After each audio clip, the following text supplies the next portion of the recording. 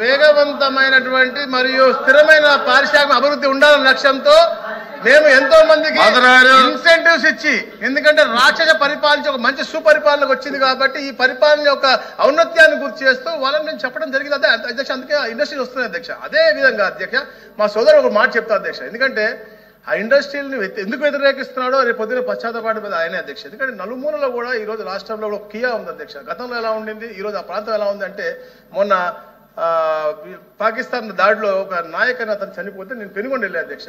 అక్కడ వాళ్ళ తల్లిదండ్రులు అక్కడ కియాలో పనిచేస్తున్నారు, మాకు ఉపాధి కలిగిందని ఫ్యాక్టరీ వచ్చింది, వాళ్ళు గర్వంగా చెప్పారు. చనిపోయిన శవం దగ్గర కూడా ఆ బాధలు కూడా వాళ్ళు చెప్పారు, ఈ కియా రావడం వల్ల మా జీవన పరిమాణాలు మారినాయి అని. అట్లా మీరు చూసుకోండి సార్, ఇప్పుడు వారి కాన్స్టిట్యూన్సీ ఉంది, మూలాపేట అవ్వచ్చు, ఇటు సులూరుపేట అవ్వచ్చు, అటు శ్రీసిటీ అవ్వచ్చు, ఇలాంటి ఇండస్ట్రీస్ వస్తే ఉపాధి కల్పన ఉంటుంది, భావితాలకు మంచి దేశంలో అవుతాం అధ్యక్ష.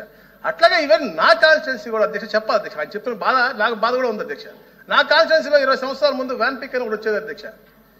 అది రాకపోవటం ఎందుకు రాలేదు సరే, ఎవరు ఏం చేశారు, ఏఎంసీబీఐ అని పక్క పెడతాం అధ్యక్ష. అది రాకపోవడం మూలంగా ఈరోజు కనెక్టివిటీ లేదు. ఉపాధి కోసం నా కాన్స్టిట్యూన్సీలో ఉన్న ప్రజలు అల్లాడిపోతున్నారు అధ్యక్ష. ఉపాధి కోసం ఎక్కడెక్కడో పోవాల్సి వస్తుంది అధ్యక్ష. ఇండస్ట్రియలైజేషన్ అయితేనే మనకు ఉపాధి కలుగుతుంది. అలా అని చెప్పేసి అగ్రికల్చర్ ల్యాండ్స్ స్పోర్ట్స్గా లాక్కోమనో లేకపోతే అగ్రికల్చర్ లేకుండా చేయమని చెప్పి ఎవరు కోరు. ఎక్కడైతే ఎలాంటి దానికి అవకాశాలు కల్పిస్తాం దాని ప్రకారంగా చేయాలని చెప్పి తపనతో పనిచేస్తాను తప్ప ఎక్కడ కూడా ఎవరికి అన్యాయం చేయాలని లేదు అధ్యక్ష.